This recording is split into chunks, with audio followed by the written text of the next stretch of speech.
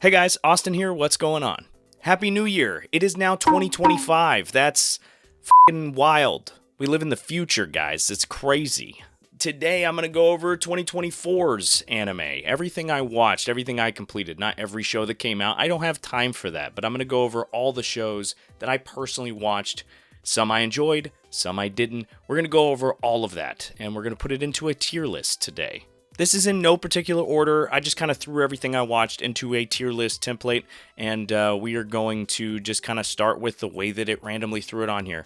I have the standard S through D tiers, and then I have a favorite anime of 2024 and a least favorite anime of 2024. I wasn't able to do one of these last year, and so I'm really happy to be back and doing this because I love kind of looking at a year in review and kind of see everything that I watched. And let's see. Let's start here. The first thing they have on here is A Condition Called Love. This one was a mixed bag, to say the least. Definitely was not one of the strong romance shows of the year. I love romance. Guilty. I love the romance genre. It was kind of weird. It was really good in certain moments, and then other moments I'm like, what actually is even happening? The main couple's weird, like really weird. Not your typical couple, which I'm down for. I'm good with us trying new things, but it was just didn't really work for me personally. On the fence on whether if I'd watch like another season if they were to come out with it. It was off. I think if right now, and I can always change things at the end. I might kind of switch some stuff around. I think right now, I would probably pop this in a C tier. If you haven't seen it, is aight. If you want to, it's a time passer. I guess you turn it on the background. It's not the worst thing I've ever seen. I've seen some way worse shows, definitely just in general and this year. But yeah, it's a mixed bag. To say the least, it's a mixed bag. Moving on to a much better romance series is A Sign of Affection. Sign of Affection, it made me feel fuzzy. It was a great show. I really liked it a lot. I enjoyed it immensely. I feel like it developed its main couple and all that surrounds that, including all of the drama that goes into, other outside forces and things like that typipally happen in romance shows to kind of stir things up. And the difference here, the thing that sets it apart, is that the main girl is deaf, which obviously we've seen, in like A Silent Voice. And this is a completely different take on that. It's very different from A Silent Voice. Is it as good? I don't think so. A Silent Voice is like a damn masterpiece. I think right now, personally, these are all my personal looks. So if you disagree with anything, personally, I'm gonna pop this in an S tier out of the ones that we watched for the year. We watched, as if you guys watched with me, out of the ones I watched for the year. But yeah, overall, very strong show. This is Hanako-kun. Hanako-kun After School Hanako-kun or something. This is the continuation of Toilet Bound Hanako-kun, or it's kind of a soft reboot. These episodes are short. They're like 10 minutes or something. It's not long, really easy to digest, kind of quirky, kind of funny, just goofy little concepts. Nothing wild, nothing mind-blowing. It's just a feel-good show. Like, I just feel like it's really, I don't know, it's just a fun show to turn on and just kind of enjoy yourself and not think too hard into it. It's not, I really like it. If I were to put it anywhere, they're 10 minutes a piece. It's not hard to digest. It's kind of a palate cleanser in between some of the bigger shows. I think A tier is probably good for that. So that's what I think about that one. Alia Sometimes Hides Her Feelings in Russian, I believe is the title of this show. I don't have any of the titles pulled up, by the way. I'm just going off the picture. So if I get some of the titles maybe a word or two off, that's what's going on there. This was a romantic comedy, a rom-com.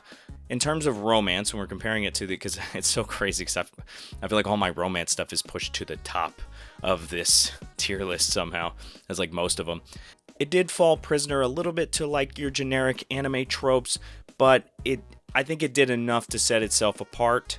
Honestly, the title kind of tells you the basics of it, is that she has feelings for this guy, and she just but she's Russian. I must break you.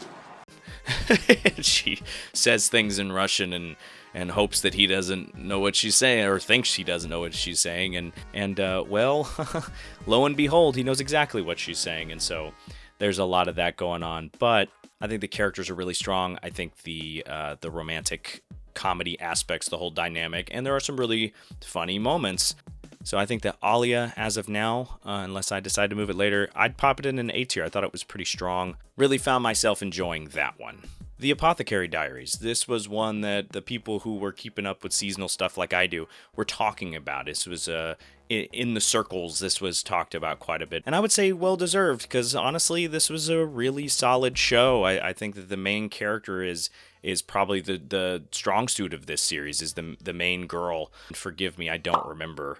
I watch a lot of this stuff, and these are Japanese names, so they don't always stick. Sometimes they do, and sometimes they don't. The show is very much from her perspective. You get in her brain a lot and kind of see how she breaks down situations, and it's almost feels like a detective style story, almost the way that it's broken down, and the way like her brain is very like Sherlock Holmesy almost, because she's always one step ahead of everybody else. So she was the standout for the show, but the other characters weren't bad either. It is one of those series that keeps you on the edge. It keeps you like, oh, come on, I want to see the next episode. Like, there are some slower moments, but it doesn't bore you. It's not I mean, it could bore somebody, but it didn't bore me. I think overall, the show, and also just production in general, because like the animation's really good and everything too.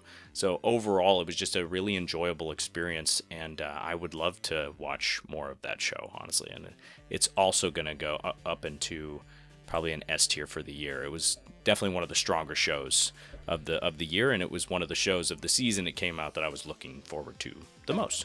I keep like moving my hands everywhere, because this is what we do, right? This is like the YouTuber thing. We have to use up all of the space. We just move it, and I'm like knocking things over, and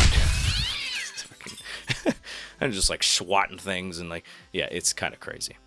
Next up on the list is Bleach, the continuation of the 1,000-Year Blood War stuff. Bleach came back a couple years ago now, I guess. Bleach came back, and it took the anime world by storm. People were losing their minds, which was honestly kind of refreshing, because I've always really liked Bleach, and near the end of its original anime run, it started to get kind of a bad rap, because it wasn't at that point nearly as strong as what was going on in like Naruto and One Piece, because of behind the scenes things that probably affected the quality of its writing and things like that. Not just the anime, the manga too, which lasted a little bit longer after that, but the anime stopped. Yeah, it was just okay, that was that. Bleach is done. There's no more Bleach anime. But then when they brought it back, it was this big thing, and the production quality, the animation quality of it was like, whoa, like this is really good. My issue with the beginning part of it, when it first came back with the 1,000-Year Blood War, was I felt like the pacing was so much, and it's because they're trying to squeeze in so much, like this much story into this little space. It became overwhelming how the pacing was, I feel personally, the first part. I think since then, though, since that initial like 12, 13 episodes, whatever it was, 13 I think, it has found its footing, and I think the pacing is spacing itself out like really well. And I didn't hate it like when it was doing that. Like this isn't like a, oh, don't crucify me. It's like a, no. It's just like I really didn't. I enjoyed myself watching. I was just like, damn, that pacing is so quick. Like it was hard to like breathe and like, take it all in. But I feel like now we're getting to a point where it's not that way anymore. And I'm just loving it. I'm loving it. I get really nostalgic for that time period when we had Naruto, One Piece, and Bleach all at once, and now it's just kind of nice to have Bleach, back, and it feels like it almost feels like it never left. And so, if I were to put Bleach somewhere, I'm on the fence whether I would give it an S or an A, but I think it's probably somewhere in the S tier. It was one of the stronger ones of the year. I mean, if I were to really, like right now, let me go through this list and we'll see what happens, but if I were to really break it down in my brain and kind of think like, oh, I'll watch this and I'll watch that, it definitely was one of the ones I looked forward to in the year a little bit more. Blue Exorcist. This is the Shimane Illuminati arc, I believe. Blue Exorcist is one of my favorite shonen series. I love it. I love its world. I love its characters. I love, all of its lore. I'm all about it. And this continued Blue Exorcist. That was another one. I mean, kind of like similar, not as, because obviously we didn't have nearly as much content as we did Bleach. We had hundreds of episodes of Bleach. Blue Exorcist was one of those shows. It ran and then it stopped, and we were like, all right, well, that's that. And then they came back, years later. They did have a movie, but then they came back years later, and they're like, here's another season. But then after that, there was another patch there where there was just nothing. There was no seasons, no movies, no specials, nothing for Blue Exorcist, and all you had was, if you're following the manga, which obviously you should, if you like it, do that. But for people who were like anime exclusive fans or anything like that, there was just nothing there. It's kind of a wasteland there. There was nothing for Blue Exorcist. Having it back and producing new episodes, what feels very consistently, has been great. I love it. I love seeing it continue. So I had read to a certain point in the manga years and years ago, after the original season of the show, the 25 or 26 episodes of the original run of Blue Exorcist was done, and then we just got nothing. And then so for us to have it back now, like what I said, is it feels more consistent, has been great, and I'm enjoying the absolute hell out of it. I'm just really I look forward to it. Like, I get excited when there's a new episode that drops, and it's an S tier for me personally. I don't know how other people are feeling about it, I'm gonna be completely honest, but I love it. Blue Lock is up next. Blue Lock, I think this season threw some people off because the animation quality isn't as high as the original first kind of set of episodes, the original season. I still personally really like it. I get caught up in the drama of it all, and the over the top, just intensity of it. I'm a sucker for sports anime just in general, but I see the faults. I see what they're talking about when they talk about the animation and dropping, and I get it. It's not something that I'm like, oh, I'm dropping, this is terrible. People get so angry and so bent out of shape, and so to me, it's still watchable, and I'm enjoying it. Sign me up for more of it. I really like it. So I'm going to pop that in an A tier, and we're going to go with that. I promise you we're going to get some more stinkers, okay? If you're like, man, this guy's just positive about everything. Promise you there's some more stuff in here. It was honestly a really strong year for anime. Now that I'm looking at everything, it was a really good year. But we'll definitely get to some ones later that, I didn't like as much. Buchigiri, or Buchigiri, however you want to say it. Buchigiri is a great show. The comedy is top-notch. It's so funny. The animation is really solid. It's so fun. It doesn't miss a beat, but it's not like where it's too much. It's just like, you threw me for this ride, and I'm here for it. It is wild. I'm all about it. So Buchigiri, I don't want to spoil a bunch. It's, group of delinquents. That is pushed in a completely different direction from other delinquent shows, because you throw in these, fantastical, otherworldly power type stuff. I don't know. I thought it was great. I thought it was a super solid show. I'm going to pop it up at an A tier. Now that I'm doing that though, I'm going to make a change here. I think I would move Blue Lock down to a B tier. Yeah. We're going to make that change. We're going to move Blue Lock to a B tier. Like I said, changes will be made, and then we'll have a finalist at the end. But that's where that is. Classroom of the Elite, I don't know what season this is, 4 or something like that. Honestly, I think it's gotten stronger with the seasons. I'm going to be honest, when it first came out, the first season, everybody was losing their minds about it. And I was like, it's all right, And I feel like as it went on, it's won me over. I become more interested in it. And its characters and its story and all of that stuff. It may be going on a little too long, but it's not dropping in quality. I'd say it's getting better. So, you be the deciding factor on that one. I think that it's probably an A tier contender. Here's the big one. I'm wearing the shirt. Dragon Ball Daima. I am biased. I'm sorry, guys. I'm biased. I can't help it. I literally cannot. I watch this stuff and I fall in love with it every time I watch it. Like, to the point where I refuse to put a rating on anything Dragon Ball on my anime list, because I don't want to have a biased rating. I love Dragon Ball Daima. The things that it's done for the Dragon Ball franchise, for the Dragon Ball story, for the Dragon Ball characters has been crazy. And it's Toriyama's, it's his last hurrah. It's his last add-on to the franchise. It's his last stamp on his story. And it is beautiful to see it unfold. I know a lot of people are like, oh, I would have rather see an animated version of the Moro arc from the manga. That's great. And I honestly think that probably will happen at some point. But what this is completely different, and you can tell that a lot of heart was put into it in the writing, and even from the staff, they had a lot more time. This isn't Dragon Ball Super quality animation. This is really good animation. This is like beautiful, this show. The lore and world building that is added here is insane. There's so much. It's crazy that you wouldn't think that this much could be added to that this many years later for a series that's been around as long as it has. But it's solid. I'm sorry, guys. I don't like being biased, but I got to put it somewhere. And right now, it's in an S tier for me. That's where it's gonna be. Dawn to Dawn. Dawn to Dawn is just, it's another one. It's one of those. It took the anime world by storm. Everybody loved it. It is such a phenomenal show, and it's the same as like kind of what I was talking about Buchigiri, but it does it even better, where it's like that breakneck pace and it doesn't let up. But it reminds me like Fooly Cooly, which is one of my favorite. I love Fooly Cooly. I love Fooly Cooly to pieces, and it reminds me of that in terms of its pacing. It's in my top of the year. I'd say it's in my top 2 or 3. It's one of my favorite shows of the year. So personally, I'm gonna pop it up here in an S tier. Words can't even describe how enjoyable the show was. I looked forward to it each week, so I was there for the ride the entire time, and I'm ready for more of it. I'm ready for more of it. This is the Demon Prince of Momochi House. I didn't care for it. I didn't think it was good. It started off, and I was like, okay, so this is like Fruits Basket, but not as good.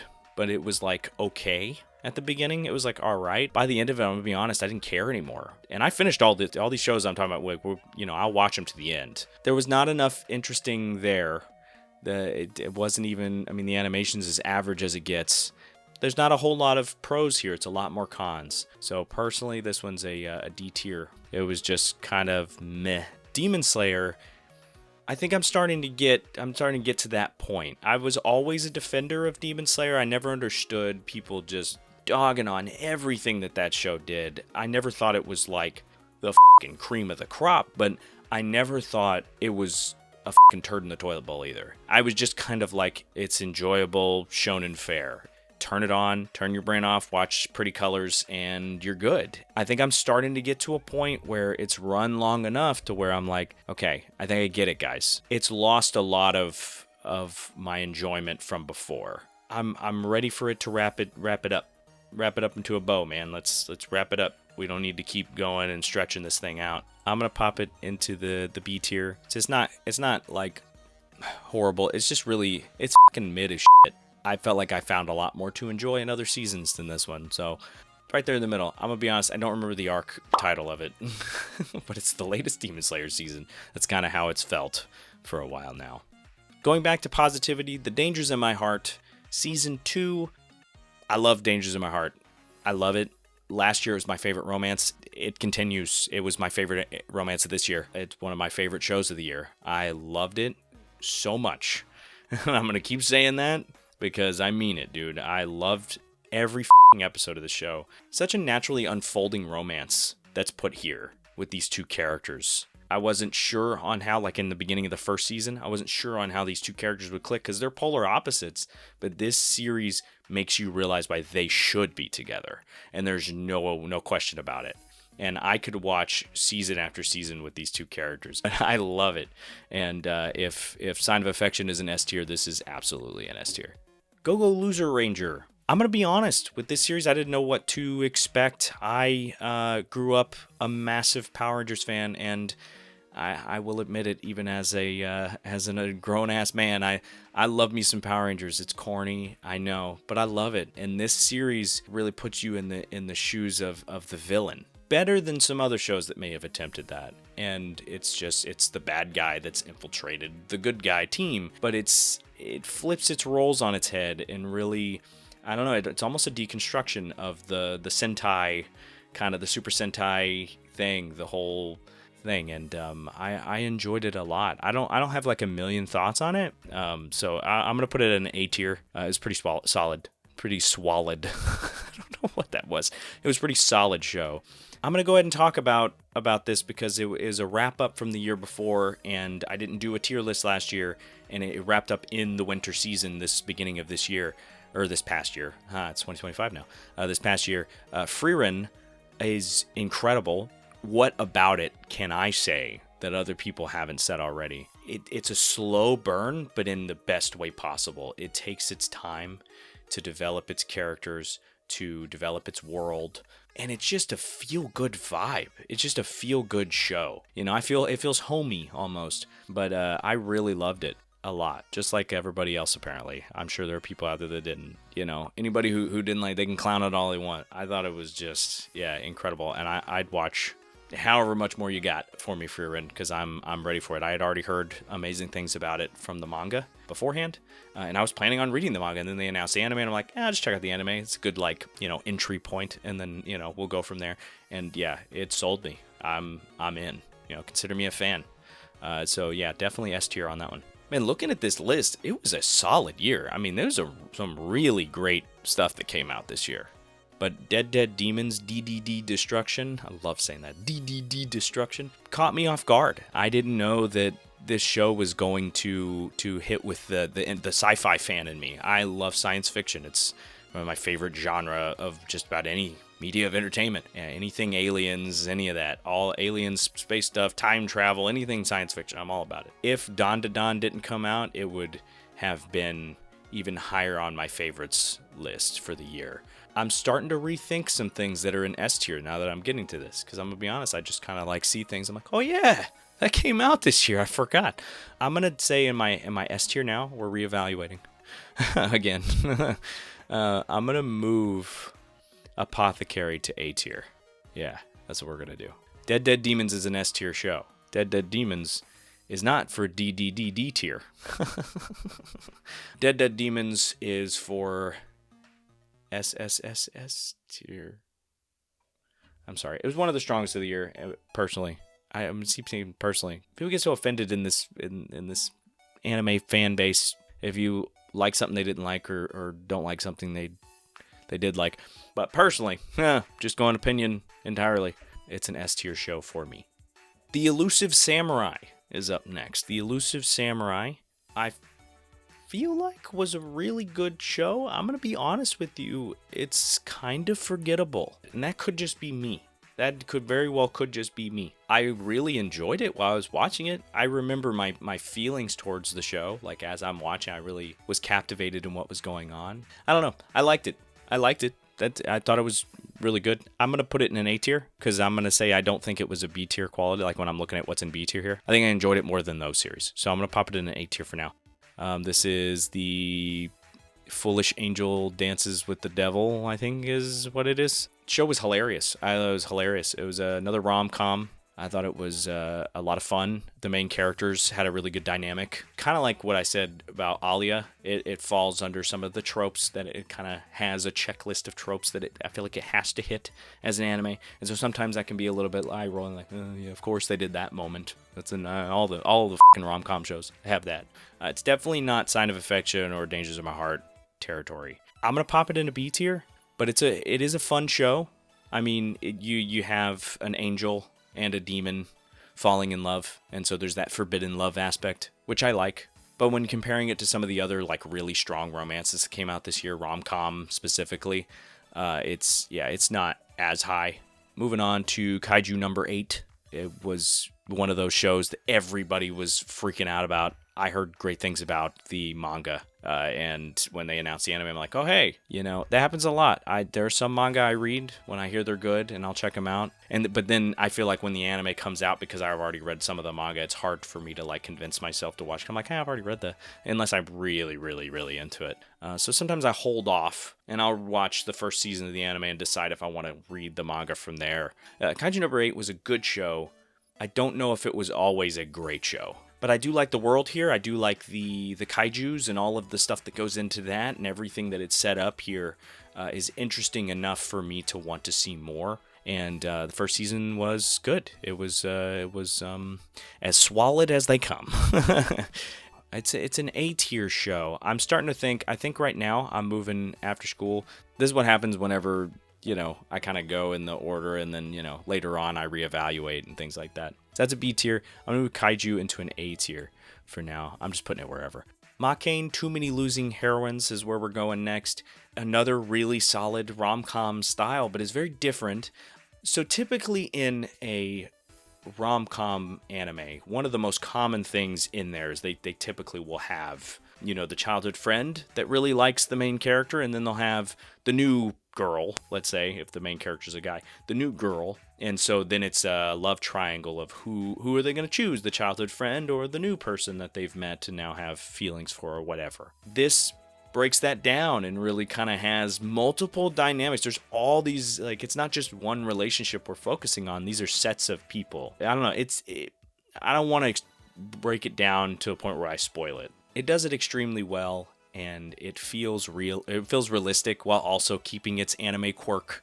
And I really enjoyed it. I thought guys, S tier is killing it. I'm sorry. I'm not usually everything. Usually I have a couple of things I think I pop in S tier. This is an S tier show. It's one of my tops of the year. I'm ready for more of that show and any other show that wants to do that and well, because I love that when we don't have to do the exact same style all the time and we can kind of step back and do it a little different. Mashal, I think this is maybe second season or whatever. Mashal got a lot of very mixed reaction. There were people who really loved it, and there were people who are just like, this is the worst thing in existence. It's taking a lot of the shonen tropes and then just adding humor to it, and the humor doesn't hit with everybody.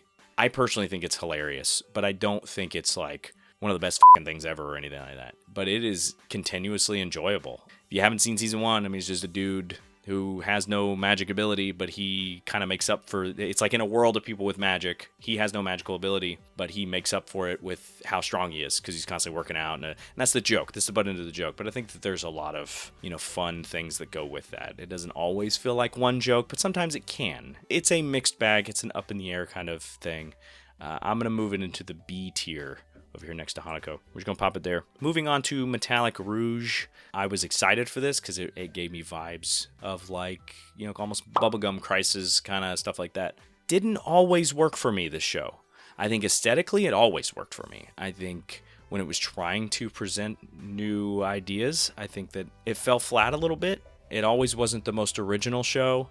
It was a mixed bag. I really like some of it, and I really just kind of am indifferent on a lot of other parts of it. I'm going to pop it here to C tier. I expected a lot more from it. Nina the Starry Bride. I didn't hate it, but I also wasn't dying to see what was going to happen. It was kind of a mid-tier. I don't know. It does have the romance in it, which I like. I like some of its characters and the way that it unfolds and things like that. I enjoy that. Nothing mind-blowing here, but also nothing just absolutely horrendous, atrocious. I'm gonna pop it in a C tier as well. I think overall it was a little bit of a slog. Moving on to Rurouni Kenshin. This is the remake of Rurouni Kenshin. I love the original Rurouni Kenshin, so it was cool when they brought it back. It's continuing to be strong. It's just a retelling of the stories. The animation is cool to see an updated version of this show. And I like it because I can relive those moments. I can kind of rewatch the show without taking the time out to go and rewatch the show. I'm enjoying it, though. I don't know if I feel strong enough to put it in an A tier, just because, I feel like I've seen it before, So I'm going to pop it in a B tier, and we're going to go from there. Now, moving on. This is the Spy Family movie. This is Code White, I think. Came out the year before. It came out in 2023, but we didn't get it here in America until 2024. It's Spy Family. It's got its own feel. It's got its own vibe. It's a feel-good slice of life show. It's just the family dynamic. I think my thoughts previously have been I felt like Anya became such a the focal point of the show that I wanted to see more Lloyd and more Yor and all of that. And I feel like this movie definitely kind of balances the family really, really well. That maybe the show doesn't always, and that's just a minor criticism. It really is a minor. It's a fun show. It's fun. I enjoyed it a ton. The movie was great. I'm going to pop it in an A tier. Might be one of the few, might be the only movie on the list.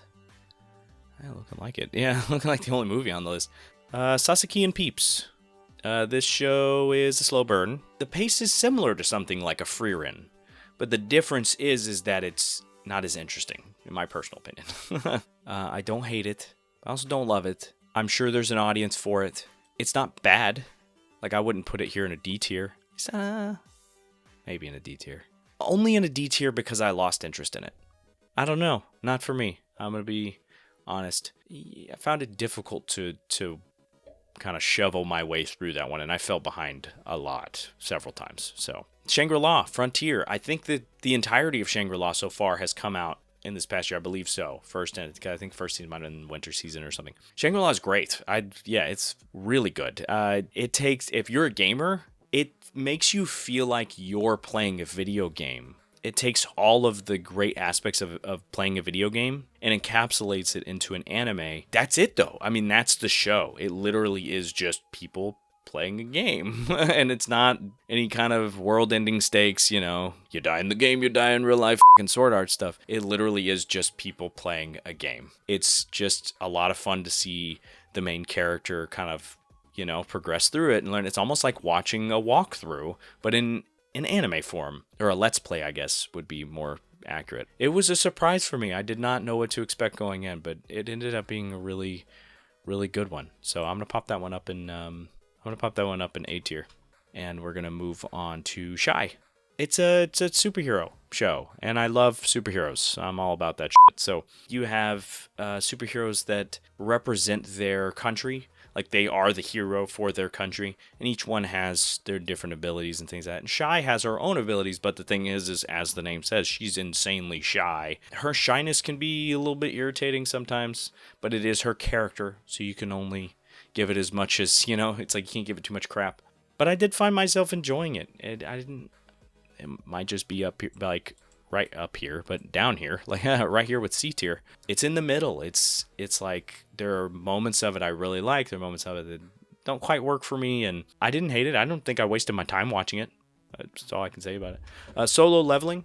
I don't think I enjoyed it as much as I was thinking I would, and that's probably on me for letting online hype kind of get to me. I liked Solo Leveling, and I see why people like it. I personally wouldn't put it in an A tier, but that doesn't mean that later seasons won't grow on me. There's a lot of stuff I really like in it. There's a lot of episodes, even secluded episodes, that I thought were like, oh, this is fantastic. I don't feel that strongly about the rest of the show, and so for that, I kind of have to put it in a B tier in my eyes. And we're going to move on to Tower of God Season 2. Now, Season 1 I thought was really good. I thought Season 1 was fun, and while not like groundbreaking in terms of what it brought to the table for similar shows in its genre, it was definitely a fun ride, and I enjoyed that first season a lot. This season, I found myself slipping with my attention. Not my enjoyment. Well, I'm enjoying it a little bit. Like, I wasn't as into this season, and I think that's down to adaptation, if I were to go based on what I've gathered. And the animation isn't as strong. There's a lot more aspects to anime than just the animation. So if the story is good, it can save a show that's poorly animated. It's a C tier show for me, I think. I don't think it's the worst of the worst, and that's not... I promise you, this is not me trying to be like, oh, I don't want to put it really low in the D tier. I still found some enjoyment in it. So it is at C tier. I wish that I enjoyed it as much as Season 1. Next up, we have Trillion Game.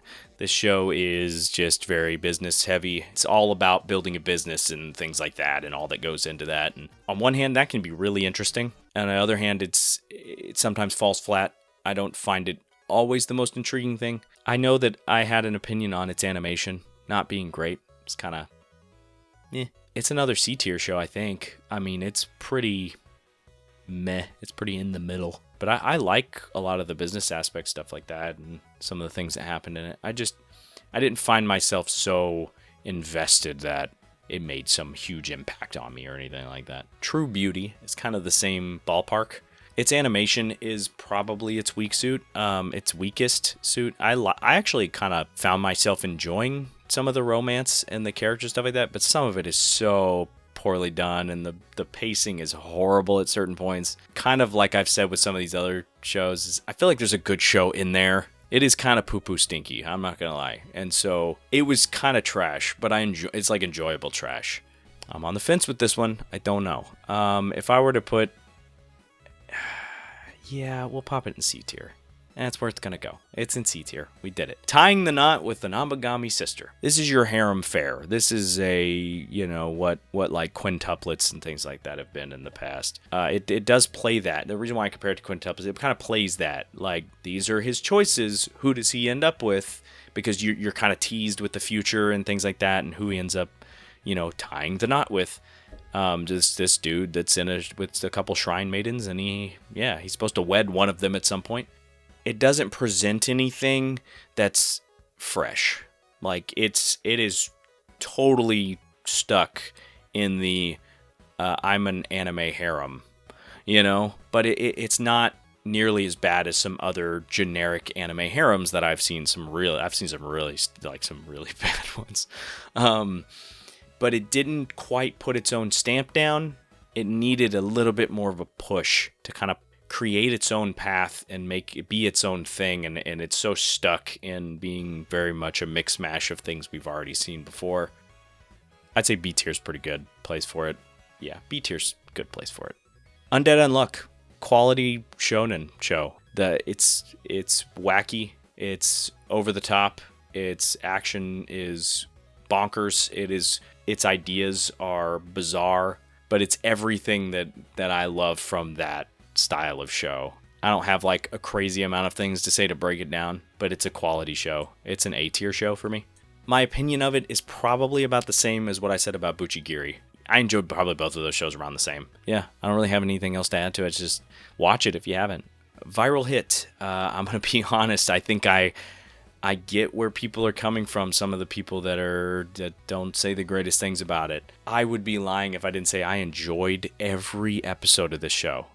Viral hit was fun. I mean, seeing this weak kid kind of, not only was it cool to see him learn how to fight, kind of slowly and kind of sucking at it a lot of the time, the creator aspect of it, and him growing his Nutubu or something instead of YouTube, it's like Nutubu, but growing his page and all of that comes with that. And I just, as someone who's really kind of followed a lot of the creator space and how that works, and being just purely fascinated in content creators and kind of like what they go through and all of that. It really caught me in that. And then the fighting was fun. I don't know. It's just it's an insanely entertaining show.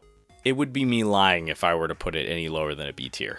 I mean, seriously, because I enjoyed it a lot. Say what you will, but I'm going purely on that. I'm not going off of, objectively this, blah, blah, blah. I fucking just really liked Viral Hit. All right, moving on to Windbreaker, which is honestly probably a much better show, but no, this is another delinquent show. It was fun. The action scenes were really good. A really solid show. Yeah, I don't know, outside of the delinquent and fighting and all that, didn't have a whole lot of, it's not like it had some, super deep meaning or story or anything outside of that. So I'm gonna pop it in an A tier, but no complaints. It was just it doesn't try to be anything other than that. So it was an enjoyable show. Next up is Uzumaki.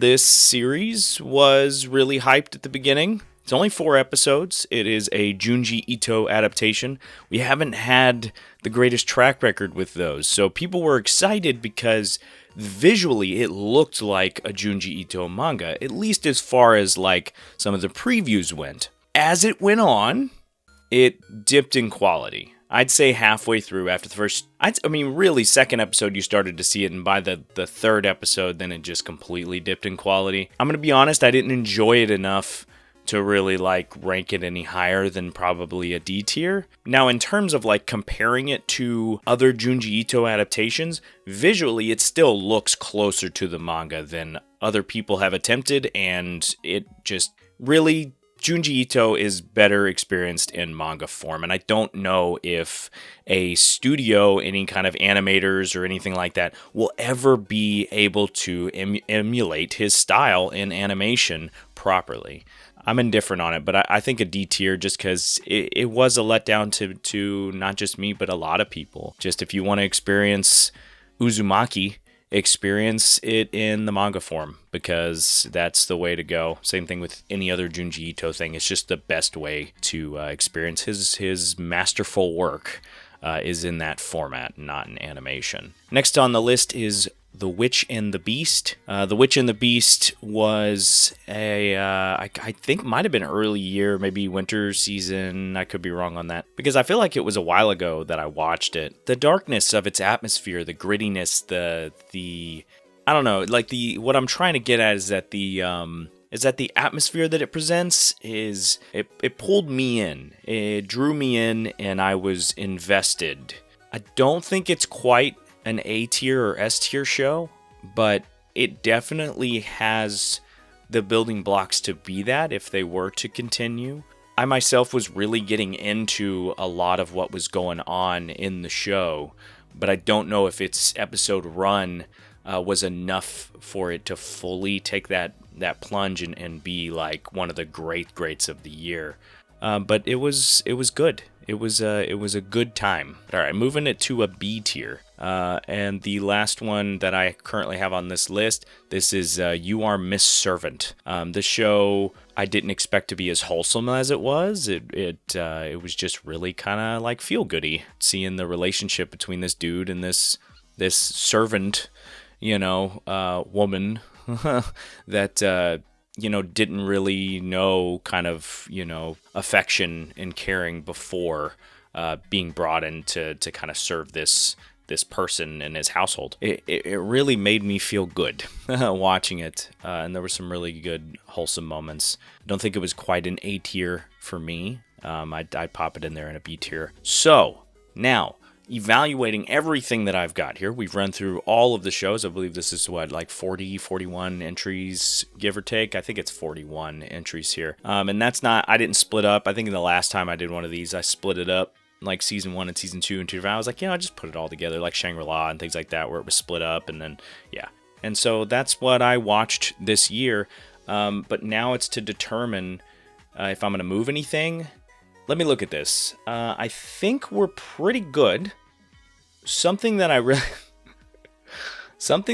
wish I had here. I wish I had a enjoyable trash tier. I also think that my C tier here could be renamed.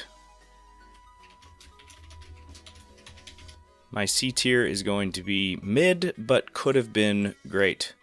Right underneath that, I'm going to create a tier that is enjoyable garbage. What would go there?